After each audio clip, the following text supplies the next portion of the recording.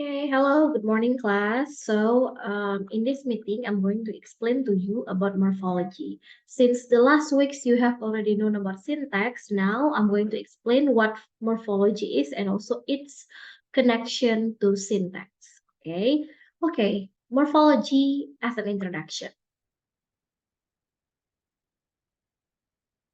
There are several linguists who have given morphological definitions. So means that there are several definitions about morphology. And one of them that can be stated by Fromkin and Rodman, they said that morphology is the study of word formation and internal structure of words. So it is related to syntax, which describe the words in each sentence and also its function in the sentence. Scope in morphology. So the main idea of morphology is as a component of grammar that deals with the internal structures of words and also relates to the internal structure of complex words. And here, as stated by O'Grady, he said that there are two categories of words of any language. They are closely and open. And also there are several aspects of word structure and morphology, such as the first one, we have inflection. What is inflection? So this is very related to morphology itself. So we can find several words with parts which function separately. For example, there are arms, birds, trees, generation, falls, and cis, share, and ending s or z, by which as a plural nouns, and they are distinguished from corresponding singular bird, and so on. So in general, then they may proceed to specify the structure of this set of words by saying that any member consists of any minimal noun or verb which is followed by no morpheme at all.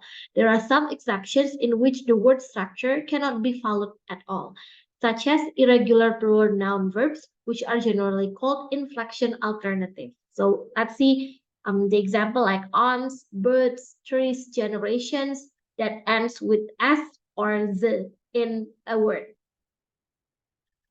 Okay, let's see the deep example of this inflection. For example, we have irregular plural suffixes. For example, mouse. Mouse is singular, and when it becomes pronoun plural, it becomes mice. And we have child in singular, and in plural, child becomes children. And then we have irregular verbs. Irregular verbs means that the ending, it ends with S or ES, right? So for example, catch, it becomes caught in past, yeah. So catch is in present form, and this one is the past form. Come becomes came. So that's the example of the inflection. So especially in irregular plural suffixes and also in irregular verbs. Cho ya. Kemana? Kemana?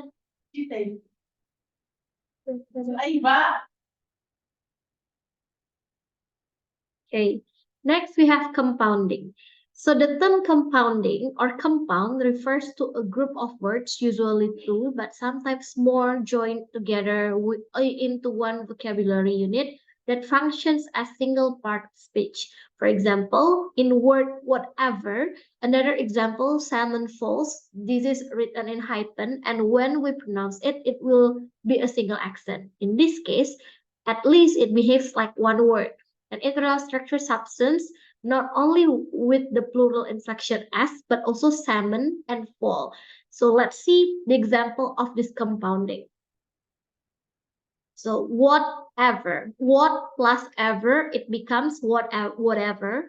And we have diamond plus studded, becomes diamond studded with stripe. And we have pick plus pocket, it becomes pickpocket. And then hand plus shake, it becomes handshake. And then we have house plus cleaning, it becomes house cleaning.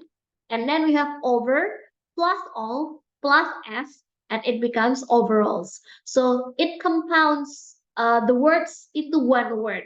Yeah, so there are, for example, three words like in over, all, and s, it becomes overalls, becomes one word. And we have two other words like, for example, house and cleaning, it becomes house cleaning.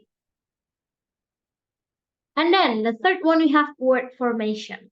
So the formation of words covers affixes, they are, and also prefixes and also suffixes. For example, in the word unaging and died.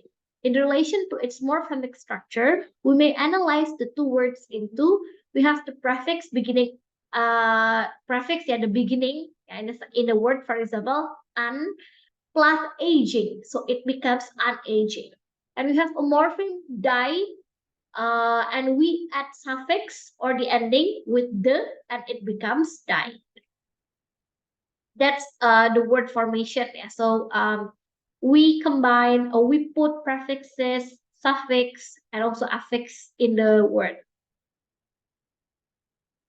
Okay, here the position of morphology in linguistics.